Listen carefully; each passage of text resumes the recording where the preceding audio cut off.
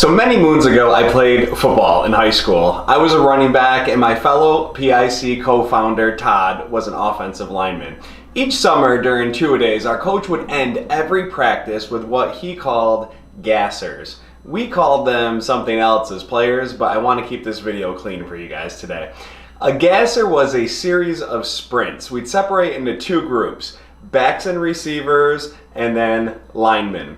When our groups were called, we'd all line up on a sideline together. The whistle would blow, and in full equipment, in August, in the heat, we'd have to sprint the width of the field, touch the other sideline, sprint back across the field, touch the other sideline, back to where we started, and then back again. Okay, so it was up, back, 4 times across the width of the field. Now, where the magic of these gasser sprints happened was in the fact that our coach was timing us as we ran these. Backs and receivers had 39 seconds to complete the gassers, while the linemen were given 45 seconds because they aren't as physically gifted as us. That was for you, Todd, because you aren't here to defend yourself today. So 4 sprints, and they had to be completed in either 39 or 45 seconds. So what happened if some people finished under the time allowed, but not everybody did? Consequences, that is what happened. We had team accountability, so we were going to win or lose as a team. So if one person in our group didn't make the time, we all had to line up again after the other group ran, and we'd have to start over.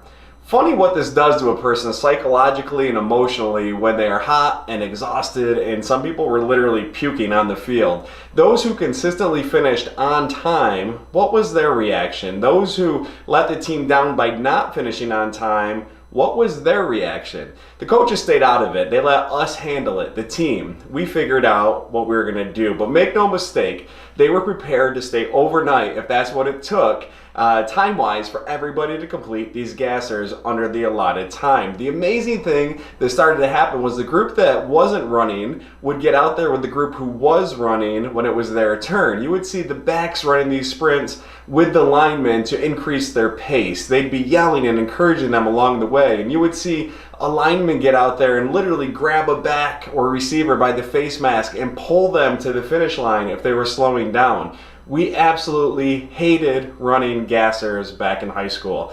But 25 years later, I look back on those days and I smile because our coaches taught us a few valuable success principles through that drill. Number 1 was there are no shortcuts to success. You have to put in the work. And number 2, there are consequences to your actions. Nobody on that team wanted to be the person who showed up to camp out of shape, be the person getting dragged to the finish line.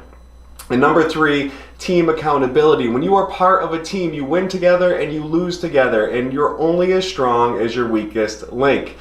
I want you to use your team meetings as an opportunity to learn and improve together. When you spend time training in the trenches together, you will fight harder for one another when you get on that battlefield. I knew as a running back that when I was standing in that huddle late in the season during the 4th quarter that my line was going to block their asses off for me when I got the football. And they knew I would run as hard as I could for their efforts. Why? Because we trained together, we pushed one another, we bled, sweat, and oftentimes puked during two-a-days in August.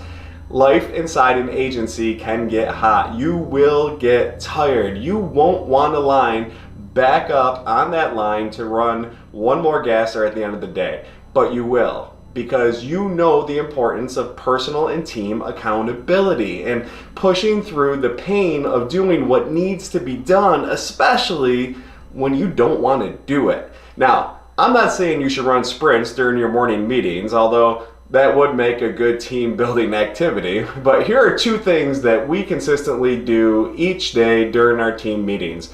We are accountable to each other by declaring the results of our efforts from the previous day.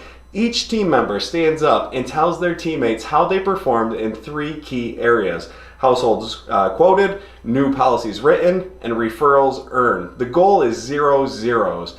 Think of what you will do to create team accountability in your agency each day, or you can just steal our 0 zeros approach.